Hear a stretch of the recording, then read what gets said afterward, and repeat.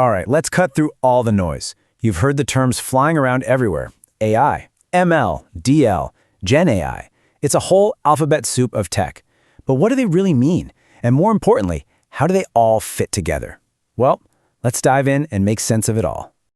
You ever get the feeling that people are just using these terms interchangeably? Because you're not wrong. It's honestly pretty confusing. But I promise, in just the next few minutes, you're going to have a super clear way to think about them. It's actually way simpler than you might think. Okay, so let's start at the very top, with the biggest, broadest category of them all, artificial intelligence. I want you to think of AI as this giant umbrella.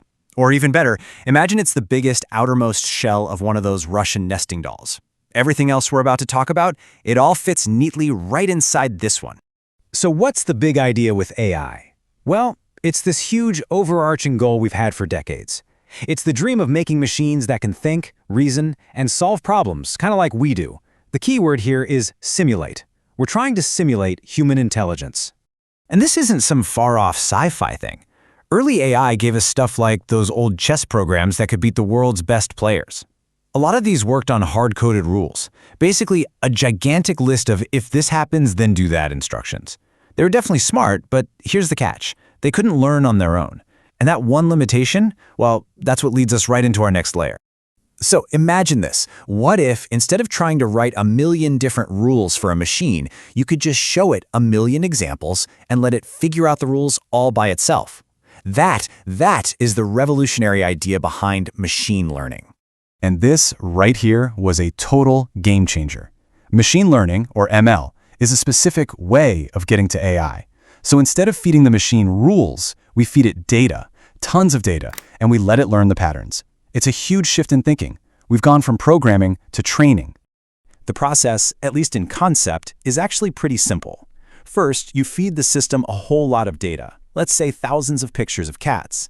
Then the algorithm trains a model by looking at all those pictures and figuring out what they all have in common. You know, pointy ears, whiskers, that sort of thing.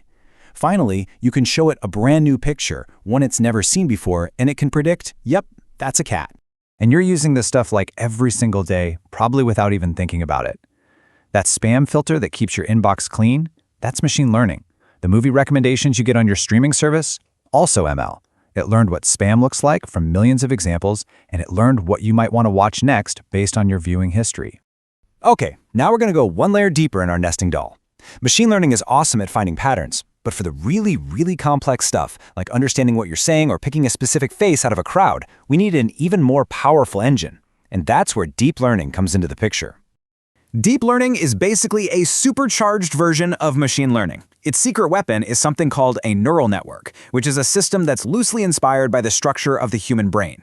These networks are incredible at finding really subtle, really complicated patterns in massive amounts of data, especially when you give them a ton of computing power, like from modern GPUs.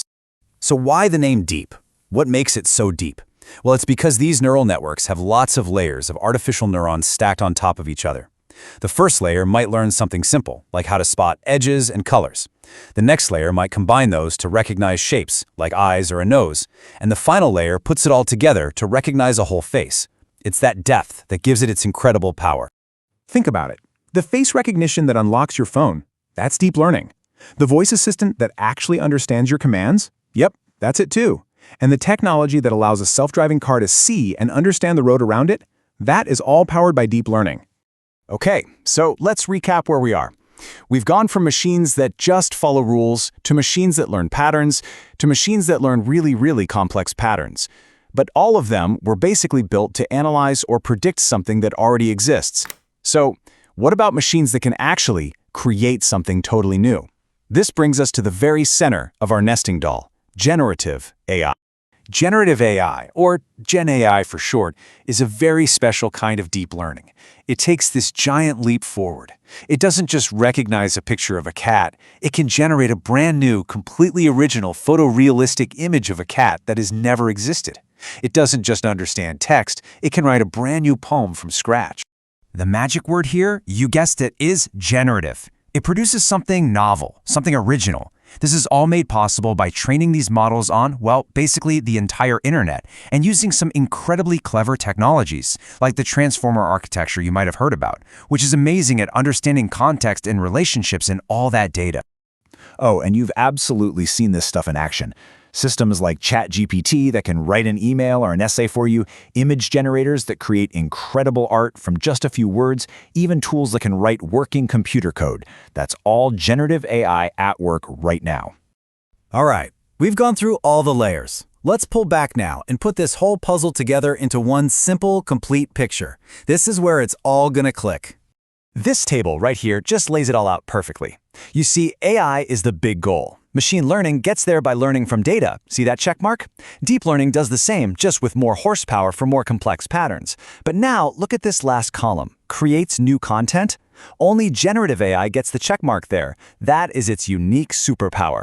So this is it. This is the mental model I want you to walk away with. Just think of those Russian nesting dolls. GenAI is a type of DL, which is a type of ML, which is all under the giant umbrella of AI.